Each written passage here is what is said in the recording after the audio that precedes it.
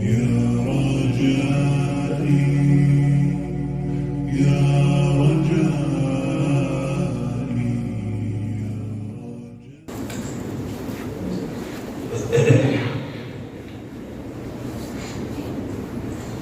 بالله من الشيطان الرجيم. بسم الله الرحمن الرحيم. كل من عليها فان ويبقى وجه ربك ذو الجلال والإكرام فبأي آلاء ربكما تكذبان يسأله من في السماوات والأرض كل يوم هو في شأن فبأي آلاء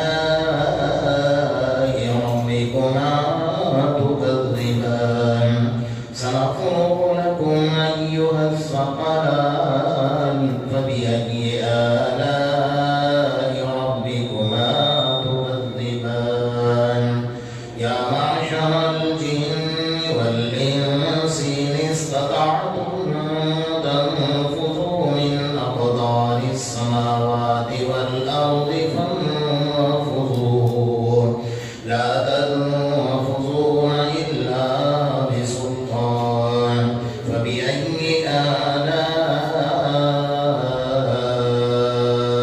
ربكما تكذبان صدق الله مولانا العظيم.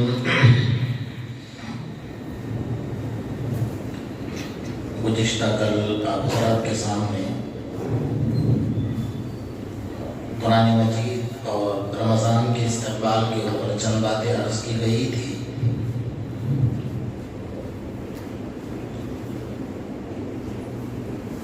یہ جو سورہ رحمان کی 26 اور 27 نمبر کی آیت ہے کل من علیہا فان ویبقا وجہ ربک ذو الجلال والاکرام.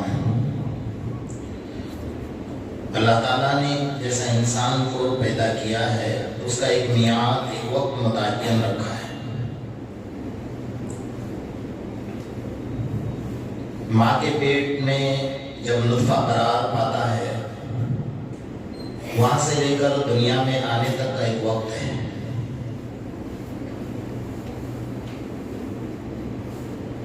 دنیا میں آنے کے بعد سے لے کر موت تک کا ایک وقت ہے. یہ ساری چیزیں لوح محفوظ میں انسان کے اس دنیا میں آنے سے پہلے اللہ پاک نے لکھی ہوئی. اسی طرح جب اللہ تعالیٰ نے یہ کائنات جو بنائی ہے وہ انسان کے لیے بنائی ہے. ان الدنیا خلقت لکم وانکم خلقتم للآخرہ. یہ زمین کے ذرے سے لے کر آسمان کے ستارے تک ساتوں زمین ساتوں آسمان زمین اور آسمان کے درمیان کا خلا اور حصہ سمندر کے اندر رہنے والے جانور پہاڑ درخت شجر حجر جتنے حیوانات جو کچھ ہیں یہ سب اللہ نے انسان کے لیے بنایا. اور انسان کو اللہ نے اپنی ذات کے لیے بنایا. انکم خلقتم للآخرہ. تمہیں آخرت کے لیے اللہ نے پیدا کیا ہے. یہ خلاصہ ہے اس بات کا. جب انسان آخرت کا نہیں رہے گا اور جس مقصد کے لیے اللہ نے اس دنیا کو بنایا ہے, زمین کو اللہ نے انسان کے لیے فرش بنایا, آسمان کو اللہ نے اس کے لیے چھت بنایا, آسمان کے اوپر چاند اور سورج ایک کنکمے اور لائٹ کی طرح اس کو روشنی دے رہے ہیں, ہوا اس کا کام کر رہی ہے, ساری چیزوں کو اس کے خدمت میں لگایا ہے. اس لیے لگایا ہے کہ بندہ میرا بن کر رہ جائے. اب بندہ جب اللہ کا نہیں بنے گا تو وہ جو مقصد ہے بنانے کا وہ مقصد ختم ہو گیا. جو دنیا بنائی اللہ نے وہ مقصد ختم ہو گیا. تو اس مقصد کے ختم ہونے کے بعد حدیث میں ہم سب کے آقا محمد رسول اللہ صلی اللہ علیہ وسلم ارشاد فرماتے ہیں لا تقوم الساعة حتى يقال في الارض اللہ اللہ. اس وقت تک قیامت قائم نہیں ہوگی جب تک کہ اس زمین پر ساری کائنات میں ایک بندہ بھی اللہ کہنے والا ہوگا. اس کا مطلب یہ ہوا کہ سارے انسان نافرمان بن جائیں گے، سارے انسان نمک حرام بن جائیں گے، سارے انسان غداری پر اتر آئیں گے تو اللہ کا جلال بھڑکے گا، اللہ کا غضب بھڑکے گا کہ میں نے اتنا سارا اس کے لیے کیا ہے، یہ میرا نافرمان بن گیا۔ اور پھر اللہ اتنا کریم ہے، اتنا رحیم ہے کہ ہم سب کے آقا محمد رسول اللہ صلی اللہ علیہ وسلم ارشاد فرماتے ہیں کہ ایک وقت ایسا بھی آئے گا کہ اللہ اسرافیل کو بلا کر کہیں گے سور پھونکنے کی تیاری کرو، اب میرے دنیا کے بنانے کا مقصد ختم ہو چکا ہے، اس سرزمین پر سارے نافرمان غدار نمک حرام پیدا ہوئے ہیں، اب سور پھونکنے کی تیاری کرو۔ حدیث میں فرمایا قریب ہوگا کہ وہ ہاتھ میں سور لے گا اور پھونکنے کی تیاری ہوگی تو اللہ پاک کو روک دیں گے۔ کیوں روکیں گے؟ رک جاؤ۔ فرشتہ کہ اللہ کیا ہوا؟ کہا اس لیے رک جائے، زمین سے مشرق سے مغرب اور شمال سے جنوب تک ایک بندے نے ایک مرتبہ مجھے اللہ کہہ کر پکارا ہے۔ سمجھ رہے ہیں آپ؟ ایک لفظ اللہ کی فضیلت اور اس کی طاقت کو دیکھو کتنی طاقت ہے۔ ہمارے آقا فرماتے ہیں کہ اللہ نے یہ کہا کہ ایک بندے نے ساری دنیا میں مشرق سے مغرب شمال سے جنوب ساری کائنات میں صرف ایک بندے نے اللہ ایک بار کہہ کر پکارا ہے، تو اس ایک بار کہنے کی برکت یہ ہے کہ میں نے 40 سال تک قیامت کو ٹال دیا ہے۔ تو جو بندے مصیبتوں میں گرفتار ہیں، اگر وہ اللہ اللہ کہے تو جو زندگی کی مصیبتیں وہ دور نہیں ہو سکتی۔ جب قیامت جیسا بھونچال دور ہو جا رہا ہے اور ایک بندے کے ایک بار کہنے کی وجہ سے ہو رہا ہے، تو ہم سب مل کر اگر اللہ اللہ اللہ کی رٹ لگائیں گے تو اللہ پاک ہماری زندگی کی مصیبتوں کو دور نہیں کرے گا۔ تو اس کا مقصد جب ختم ہو گیا، اچھا تھوڑا سا غور کیجیے، ہم جو دندنا رہے ہیں، میرے جملے تھوڑے کڑوے ہیں معاف کیجیے، ہم جو دندنا رہے ہیں، ہم جو ناچ رہے ہیں، ہم جو تکبر سے زمین پر سینہ تان کر چل رہے ہیں، تو ہماری حیثیت کیا ہے؟ ہم پیدائش پر غور کریں تو ہمارا ایک ناپاک منی کا قطرہ ہے، وہاں سے ہم پیدا ہوئے ہیں اور مرنے کے بعد ہم مٹی کی غذا بننے والے ہیں، اس سے زیادہ ہماری کوئی حیثیت نہیں۔ اچھا ہم سب نے سنا ہے، پڑھا ہے، قرآن میں موجود ہے کہ الا 50 عاما، اللہ کا قرآن یہ کہہ رہا ہے کہ قیامت کا ایک دن کتنے سال کا ہے؟ 50,000 سال کا ایک دن ہوگا، ایک دن۔ اب کسی کو اللہ نے 100 سال کی عمر دے دی اس دنیا کے اندر، تو کیلکولیٹر لگاؤ، حساب کرو، کسی کو اگر 100 سال کی عمر اللہ پاک اس دنیا میں دے دے نا، تو قیامت کے ایک دن کے مقابلے میں اس کو شمار کرو گے تو 1.5 منٹ یا 2 منٹ کی زندگی ہوگی آخرت کے حساب سے۔ کتنے منٹ کی؟ 1.5 منٹ یا 2 منٹ کی۔ 100 سال کی عمر بس تو ہوتا نہیں کوئی 100 سال کا۔ تو اللہ نے نظام جو بنایا، کل من علیہا فان، اللہ جو فرمانے ہر چیز کو فنا کر دیا جائے، ہر چیز پر فنائیت ہے اور ہر چیز فنا ہو جائے، کچھ بھی باقی نہیں رہے گا۔ وَيَبْقَى وَجْهُ رَبِّكَ ذُو الْجَلَالِ وَالْإِكْرَامِ، اگر کوئی باقی رہے گا تو صرف میرا اللہ باقی رہے گا، کچھ بھی باقی نہیں رہے گا۔ اس کو سمجھنے کے لیے میں آپ کے سامنے ایک حدیث پیش کرتا ہوں کہ جو ہم جس دور میں بیٹھے ہیں، ہمیں بھی پتہ چلنا چاہیے ہم کہاں بیٹھے ہیں اور ہم کون سے دور سے گزر رہے ہیں۔ بات بہت تفصیلی ہے، میں مختصر انداز میں آپ کو بتا دیتا ہوں۔ ہم سب کے آقا محمد رسول اللہ صلی اللہ علیہ وسلم ارشاد فرماتے ہیں یہ سب چیزیں فنا ہونے سے پہلے کیا کیا ہوگا اور یہ دور کہاں تک چلے گا، اس کو سمجھنے کے لیے حدیث کا مطالعہ کرنا ہوگا۔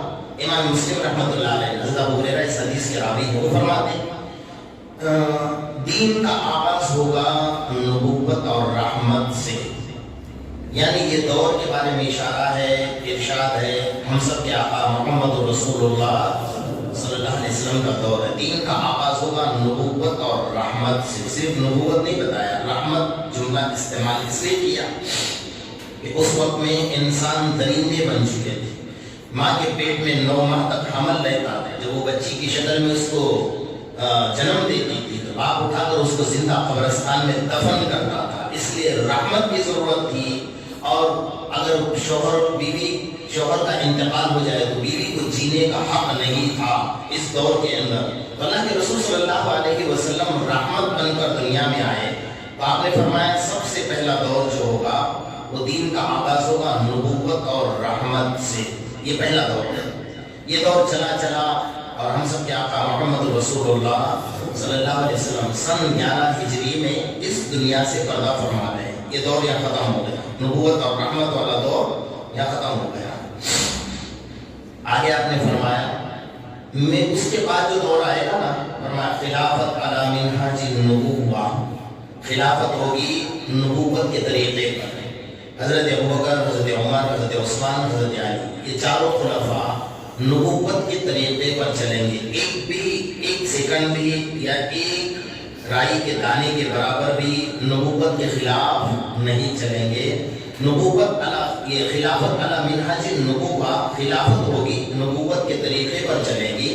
یہ دور چلا حضرت ابوبکر، حضرت عمر، حضرت عثمان، حضرت علی رضوان اللہ تعالیٰ علیہم اجمعین کا چلتے تقریباً 34 سال کا دور یہ گزرا ہے. یہاں جا کر یہ دور بھی ختم ہو جاتا ہے. میں بہت مختصر آپ کو شمار کر رہا ہوں تاکہ آپ کو پتہ چل جائے کہ ہم کہاں بیٹھے ہیں اور کتنے آگے چلنے والے ہیں. اس حدیث سے آپ کو پتہ اندازہ ہو جائے گا. دیکھیے قرآن کی اس آیت کی تفسیر آپ کے سامنے آ جائے. یہ دور ختم ہو گیا. اب صحابہ کرام نے اپنے دور میں کیسے قربانیاں دی اسلام کو، ایمان کو بچانے کے لیے اور اللہ کے رسول صلی اللہ علیہ وسلم کے فرامین کو بچانے کے لیے. تو یہ ساری باتیں تفصیل طلب ہیں، اس کو میں چھوڑ رہا ہوں. آپ نے فرمایا تیسرا دور ہوگا. جب یہ دور ختم ہو جائے گا تو میرے امت پر تیسرا دور کون سا آئے گا؟ اس جملے کو آپ یاد رکھ لیجیے تو آپ کو پتہ چلے گا کہ میرے آقا محمد رسول اللہ صلی اللہ علیہ وسلم کا ایک جملہ بھی ادھر سے ادھر نہیں ہوگا، ایک لفظ بھی ادھر سے ادھر. آج ہم آنکھوں سے دیکھ رہے ہیں جو آپ نے اس وقت ارشاد فرمایا خلافت علی منہاج النبوہ کا دور جب ختم ہوگا نا تو اس کے بعد دور آئے گا کون سا؟ سخت مضبوط ملوکیت اور حکومت. یہ 4 لفظ ارشاد فرمایا، سخت مضبوط ملوکیت اور حکومت. یہ دور آئے گا.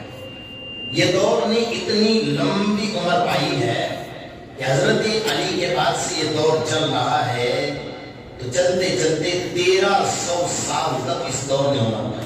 آپ تاریخ پڑھیں گے تو آپ کو پتہ چلے گا.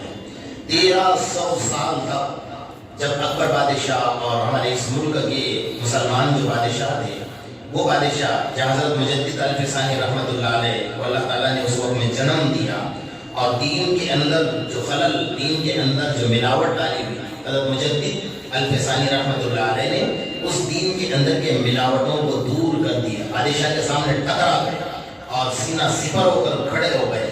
بادشاہ نے کہا سجدہ تعظیمی جائز ہے.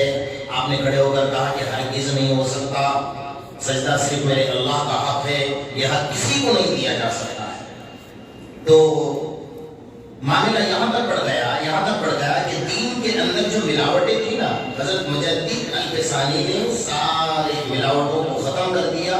حتیٰ کہ آپ کو جیل جانا پڑا، جیل میں رہے کیونکہ بادشاہ کے سامنے سینہ سپر ہو کر بات کرنا اور ٹکر لینا ہرکس اور بیکس کی بات تو نہیں ہے. جیسے آج کل کا ہمارا دور ہے ماشاءاللہ، پولیس کی لائٹ کی گاڑی نظر آئے تو ہماری ایجاد ڈھیلی ہو جاتی ہے. یا ہم لوگ اگر 4-5 لوگ بیٹھے ہوئے ہیں نا تو محلہ چھوڑ کر بھاگ جاتے ہیں. اچھا ہے گھر میں گھس جاتے ہیں کہ باہر میں گھستے ہیں، یہ بھی پتہ نہیں ہوتا کہاں جا رہے ہیں کیا کر رہے ہیں. اتنا ڈر مومن کے دل میں شاید پہلی بار آ رہا ہے. اتنا خوف مومن کے دل میں پہلی بار جانوروں کا پیشاب پینے والوں کا ہمارے دلوں میں آ رہا ہے. سمجھ میں نہیں آتا یہ خوف کہاں سے آ گیا ہے، یہ ڈر کہاں سے پیدا ہو رہا ہے. یہ ڈر یہیں سے پیدا ہو رہا ہے کہ جب اللہ کا خوف دل سے نکلتا ہے تو ظالموں کا خوف اس کے دل میں بیٹھ جاتا ہے. یہ بات پکی ہے، آپ چاہے اس کو کچھ بھی سمجھے. بہرحال تو حضرت مجدد الف ثانی نے سینہ سپر ہو کر بادشاہ کے سامنے ٹکرا کر کہا یہ سجدہ میرے اللہ کا حق ہے، شراب حرام ہے، سود حرام ہے. اگر کوئی سود سے کاروبار کرے گا میں اس کے ساتھ ٹکر لوں گا، فتوا دوں گا. اگر کوئی سجدہ اللہ کے علاوہ کسی اور کو سامنے کرے گا میں کھلے عام اس کے خلاف فتوا دوں گا. یہ مشرک ہے، یہ کافر ہے جو اللہ کے علاوہ کسی اور کے سامنے سجدہ کرتا ہے. تو اس کے عوض میں آپ کو جیل جانا پڑا. تو بہرحال یہ دور چلا اور 1300 سال کے بعد جب بادشاہوں میں عیاشی آ گئی، اللہ نے اتنی بڑی حکومت دی تھی نا، 1300 سال کس کو کہتے ہیں؟ 1300 سال تک اللہ نے حکومت دی ہے، لیکن ماحول کیا بنا تھا آخر میں کہ جیسے رمضان آتا تھا نا، تو اس وقت کے جو موجودہ بادشاہ تھے اپنے خادموں کو بلا کر کہا کرتے تھے کہ بھائی تھوڑا سا وقت میرے لیے نکال کر رکھنا، میں جو الفاظ کہہ رہا ہوں اس پر غور کیجیے، کھانا نہیں، ہم لوگ کہتے ہیں سحری کا کھانا بچا کر رکھنا، وہ کیا کہا کرتے تھے؟ تھوڑا سا وقت جو ہے ہمارے لیے نکال کر رکھنا، تاکہ 10 بجے 11 بجے جب ہماری آنکھ کھلے گی نا تب ہم سحری کریں گے، تیرے باپ کی جاگیر ہے۔ رمضان اللہ نے بنایا ہوا ہے، اللہ نے وقت متعین کیا ہے، بندگی اسی میں بتائی ہوئی ہے کہ ایک لمحہ 1 سیکنڈ بھی تم آگے پیچھے ہو سکتا ہے، جو نظام اسلام نے دیا ایسا نظام کوئی نہیں دے سکتا ہے۔ تو جب عیاشی آگئی بادشاہ اللہ غضبناک ہو گیا، اللہ جلال میں آ گیا، اور وہ جو کرسیوں پر بیٹھے ہوئے، مسند پر بیٹھے ہوئے، سلطنت کے تختوں پر بیٹھے ہوئے، ایک وقت ایسا بھی آیا کہ ان کے 11 بیٹوں کے سر کاٹ کر ایک گنجی کے اندر لا کر ان کے سامنے رکھ دیے گئے کہ لو تمہارے 11 بیٹوں کے سر لا کر تمہاری بادشاہ ہے، تمہاری حکومت ہے، تمہاری سلطنت ہے۔ اللہ نے وہ نظام قائم بھی کر دیا، جب اللہ کی نافرمانی کرنے پر آتے ہو نا پھر اللہ یہ نظام چلاتا ہے، اللہ یہ لاٹھی چلاتا ہے۔ تو 1300 سال کے بعد یہ تیسرا دور ختم ہو گیا۔ پہلا دور کون سا تھا؟ نبوت اور رحمت۔ دوسرا دور خلافت علی منہاج النبوہ، اور تیسرا دور سخت مضبوط ملوکیت اور حکومت ہوگی۔ یہ 3 دور ختم ہو گئے، اب چوتھا دور آیا جس دور سے میں اور آپ گزر رہے ہیں۔ میں اس لیے آپ سے تفصیل سے سمجھا رہا ہوں تاکہ سمجھ میں آ جائے کہ ہم قیامت کے کتنے دور بیٹھے ہیں، کتنے قریب بیٹھے ہوئے ہیں۔ یہ آیت جو کہہ رہی ہے کل من علیہا فان، سب فنا ہو جائے، سب ختم، اذا السماء انشقت، آسمان پھٹ جائے، واذا النجوم انکدرت، ستارے ٹوٹ جائیں گے، واذا الجبال سیرت، پہاڑ ہواؤں میں کپاس کی طرح، روئی کی طرح اڑتے بھی نظر آ جائیں گے۔ تو یہ سب کب ہوگا؟ کل من علیہا فان، جب اللہ فنا کرنا چاہے گا، اللہ تباہ برباد کرنا چاہے گا، اس سے پہلے یہ دور تمہارے سامنے آئے گا جو 3 دور ہمارے سامنے آ چکے ہیں۔ اب یہ چوتھا دور چل رہا ہے جس میں اور آپ بیٹھے ہوئے ہیں، جس کو میرے آقا محمد رسول اللہ صلی اللہ علیہ وسلم ارشاد فرماتے۔ کیسا دور ہوگا آپ سنیے۔ ظالم، جابر، تانا شاہیت، یہ 3 جملے حدیث میں ارشاد فرمائے۔ اس وقت کا جو دور ہوگا نا، اس وقت جو بادشاہ آئے گا وہ کیسا ہوگا؟ ظالم، جابر اور تانا شاہیت کا دور ہوگا، ہے کہ نہیں؟ اللہ کے رسول کے لفظ میں کوئی فرق نظر آ رہا ہے آپ کو؟ جی، دھرنے دو روڈوں پر، آندولن کرو، ریلیاں نکالو، احتجاج کرو، جو کرنا ہے کرو، اس کے سر پر جوں بھی چلتی نہیں ہے۔ کیوں؟ یہ ظالم ہے، جابر ہے، تانا شاہیت والا، جو مرضی میں آئے کرے، میرا آقا کا فرمان ہے۔ وہ دور آئے گا تمہارے اوپر، چوتھا دور جو امت پر ہوگا نا، ایسا دور ہوگا کہ وقت کا بادشاہ ظالم ہوگا، جابر ہوگا، تانا شاہیت والا ہوگا، کچھ بھی نہیں کر سکو۔ اس لیے اعمالکم امالکم، کیوں بٹھایا پہ اللہ نے؟ آپ کہیں گے کہ بادشاہ تو اللہ کی طرف سے آئے نا، ہم کیا کریں گے؟ ہم ہاتھ جوڑ کر بیٹھیں گے نا؟ کہا نہیں، اللہ کے رسول نے کہا اعمالکم امالکم، بادشاہ کو تمہارے قدموں میں جھکانا، تمہارے جوتیوں میں لا کر رگڑوانا میرے اللہ کا کام ہے، اس کو تقوی کا ناچ نچوانا میرے اللہ کا کام ہے۔ اگر تمہارے اعمال درست ہو جائے، تمہارا ایمان درست ہو جائے، اللہ کا کام ہے، وہ بٹھائے گا، وہ جھکا کر لا کر رکھ دے گا۔ تو فرمایا تیسرا چوتھا دور جو دور سے گزر رہا ہے نا، ایسا ظالم ہوگا، تمہارے مسجدوں کو شہید کرے گا، تمہاری ماں بہنوں کی عزتوں کو لوٹے گا، تمہاری ماؤں کے پیٹوں کو چھیلے گا، تمہارے قرآن کو جلائے گا، ہو رہا ہے، تمہاری ماں بہنوں کے پردوں کو چھینے گا، ہو رہا ہے، تمہارے اذانوں پر پابندیاں لگائی جائے گی، ہو رہا ہے، تمہارا قرآن جلایا جائے گا، ہو رہا ہے، ظلم ننگا ہو کر ناچ کر بول رہا ہے، کیونکہ میرے آقا نے فرمایا تھا کہ چوتھا دور ایسا ہوگا۔ اب ہم کیا کہتے ہیں؟ اچھے دن آنے والے ہیں، بول رہے ہیں، سن رہے ہیں نا؟ کتنے وقت سے سن رہے ہیں؟ شاید بچہ پیدا ہو کر 15 سال کا ہو گیا ہوگا، 20 سال کا، سن رہا ہے نا؟ اچھے دن، کوئی اچھا دن نہیں آنے والا ہے۔ مسلمان کے لیے سب سے منحوس دن، سب سے برا دن وہ ہے کہ وہ فجر کی نماز نہ پڑھے. سمجھ رہے آپ کی بات؟ سب سے برا دن کون سا ہے؟ مسلمان کے لیے سب سے برا دن، سب سے منحوس دن وہ ہے جس دن وہ فجر کی نماز نہ پڑھے. اس سے برا دن اس کے لیے کوئی ہو ہی نہیں سکتا ہے. اب امید ہی مت رکھنا کہ اچھا وقت اور اچھے دن آئیں گے. کب آئیں گے؟ یہ دور چلے گا چلے گا چلے گا. یہ چوتھا دور کہاں تک چلے گا؟ جب تک کہ حضرت امام مہدی کا ظہور نہیں ہوگا، حضرت عیسیٰ علیہ السلام آسمان سے نہیں اتریں گے، اس وقت تک یہ دور چلے گا. ہاں ہم قریب ضرور ہے کہ حضرت امام مہدی کا ظہور ہوگا. اور حضرت امام مہدی کون ہے؟ منحوس شکل کا شکیل بن حنیف نہیں جو ہم جس کو مان رہے ہیں، بلکہ امام مہدی کا تعارف میرے آقا محمد رسول اللہ صلی اللہ علیہ وسلم نے فرمایا. وہ فاطمہ کے گھرانے سے ہیں، پاکیزہ ہے ماشاءاللہ. ان کا نام محمد بن عبداللہ بن حسین بن علی، ان کا لقب مرتضیٰ ہوگا. اللہ کے رسول نے سب خلاصہ کر دیا، سب بتایا. ان کا ظہور مکہ المکرمہ سے ہوگا. وہ پاکیزہ جماعت کو لے کر ساتھ میں چلیں گے اور چلتے چلتے چلتے دنیا کا دورہ کریں گے. اور ایک دن آئے گا کہ دمشق کی جامع مسجد میں فجر کی نماز کی آذان ہو چکی ہوگی اور لوگ سنتیں پڑھ کر تکبیر کہہ چکے ہوں گے اور امام مہدی مصلی پر کھڑے ہوں گے. اتنے میں مسجد کی چھت پڑ جائے گی اور حضرت عیسیٰ علیہ السلام دو فرشتوں کے کندھوں پر ہاتھ رکھ کر اتریں گے. تو حضرت امام مہدی نے دیکھا حضرت عیسیٰ علیہ السلام آ گئے. مسلمانوں میں خوشی کی لہر دوڑے گی. حضرت امام مہدی پیچھے ہٹ جائیں گے کہ حضرت عیسیٰ علیہ السلام آ گئے، اللہ کے نبی آ گئے. مصلی سے پیچھے ہٹ جائیں گے کہ نماز آپ پڑھائی. یا سن لیجیے کان کھول کر اپنا مرتبہ سمجھیے. آقا نامدار محمد رسول اللہ صلی اللہ علیہ وسلم کے صدقے میں اللہ نے ہمیں کیا درجہ دیا ہے، ہم سمجھ نہیں پا رہے. اس طرح قربان جائیں کہ حضرت عیسیٰ علیہ السلام حضرت امام مہدی کے کندھے پر ہاتھ رکھیں گے، کہیں گے نہیں میں اس وقت کا نبی تھا، اب کا نبی نہیں ہوں. اب ایک ادنا امت کا فرد بن کر دنیا میں آیا ہوں. امت کا مرتبہ اتنا ہے کہ میں آپ کے آگے نماز نہیں پڑھا سکتا، آپ ہی نماز پڑھائیے. اللہ، اتنا اونچا درجہ اللہ نے ہمیں آئے تھے. اس وقت حضرت عیسیٰ علیہ السلام نماز پڑھیں گے، سلام پھیریں گے اور فرمائیں گے سامنے کا دروازہ کھولو. جو مسجد بنی ہے اس وقت سے لے کر آج تک وہ دروازہ نہیں کھلا ہوگا. حضرت عیسیٰ علیہ السلام جیسے آگے نکلیں گے پورا قافلہ آپ کے پیچھے ہوگا. جیسے دروازہ کھولا تو دجال اپنے یہودیوں کے ساتھ تلواریں لے کر کھڑا ہے.